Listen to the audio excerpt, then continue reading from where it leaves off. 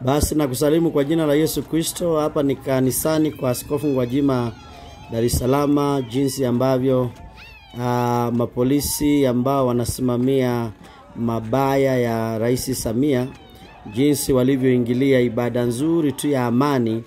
Hebu angalia namna ambavyo watu walikuwa wameabudu mpaka wakati polisi ambao wametumwa walipowafuruga, na tunakemea mambo haya kabisa kwa jina la Yesu Kristo.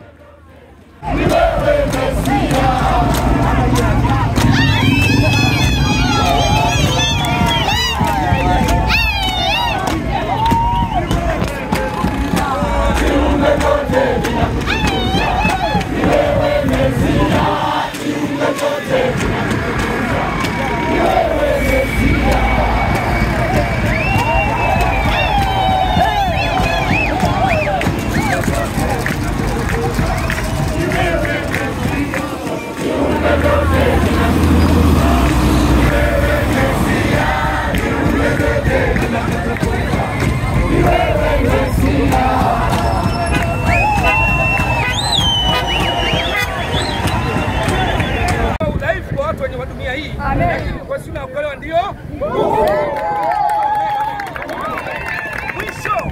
mwisho. Kuhusu imani, Biblia inasema kwa imani kuta za Yeriko zikaanguka.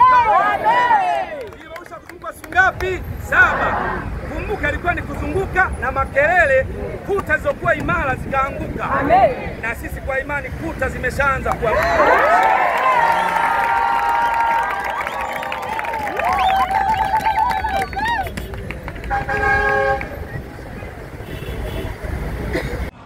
Uhuru wa kuabudu hupo kwenye katiba ya Jamhuri ya Muungano wa Tanzania, na kwa hivyo hakuna rais ambaye anaweza kujitwalia mamlaka ambayo hana akazuia uhuru wa kuabudu. Na hata kama akijaribu kuzuia uhuru wa kuabudu, waliomtangulia wa aina yake hawakuishia vizuri.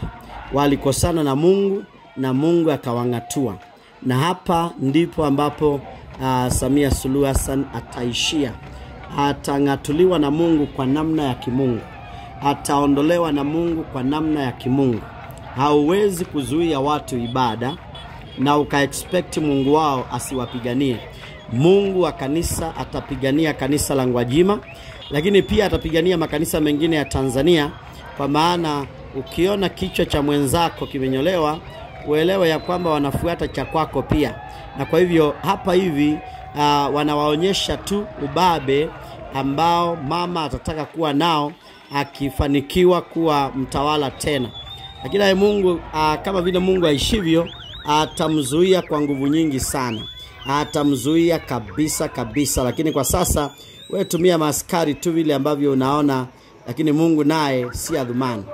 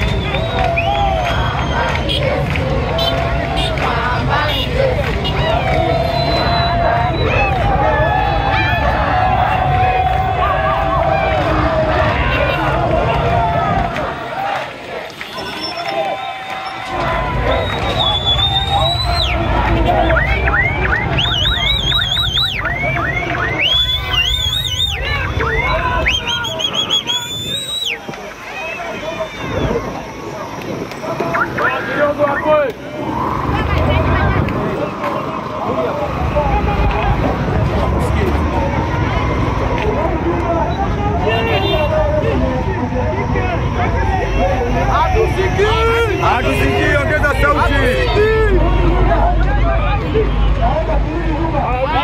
Haya shida baba. Sasa ulinyuma. Nyuma tusikie.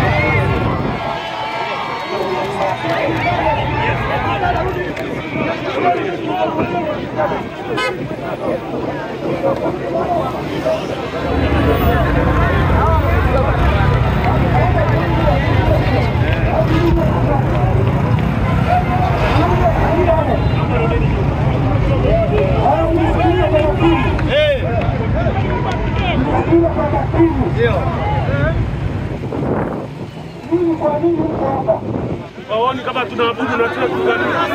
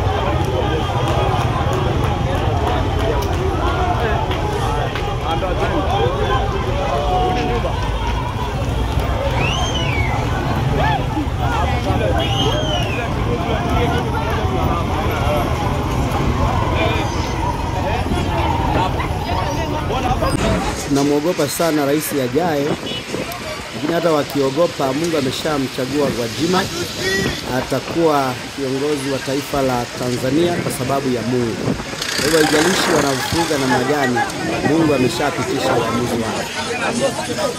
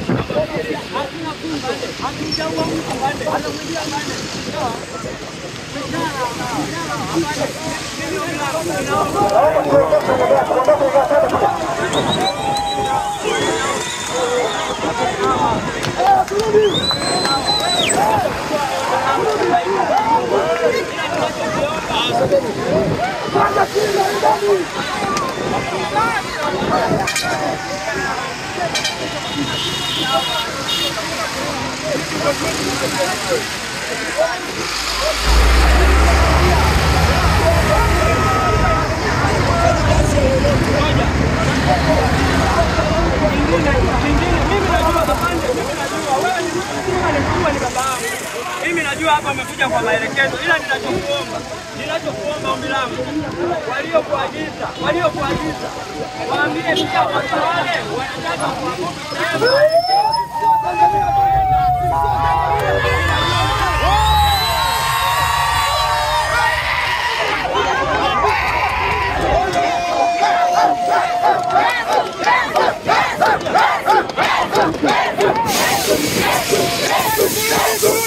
Sikiliza hili.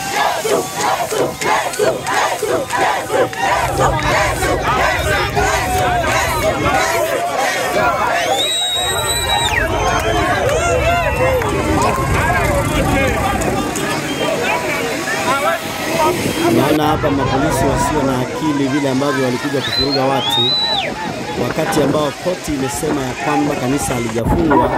Wao wameendelea kufunga kanisa, alafu waumini walipotoka wakaenda kando kidogo ili wasifurugane nao. Mapolisi wamewafuata pale pale. Mapolisi hawa niliwaambia kwamba ni wawakilishi maanjendi wa mchawi mkubwa wa Tanzania ambaye anataka kanisa lifurugwe.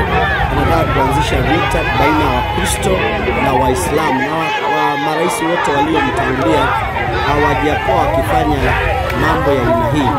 Kwa hivyo mambo haya tunayakemea kwa jina la Yesu Kristo, na kama Samia Suluhu Hassan hata afanyeje, Mungu ameshamkataa na ameshapeana utawala kwa mtu mwingine ambaye anaweza wajibika beta kuliko yeye. Angalia vile ambavyo maaskari wanafuruga watu bure tu, na watu walipojaribu kuongea na wao bado wakawafuruga. Ndio hii.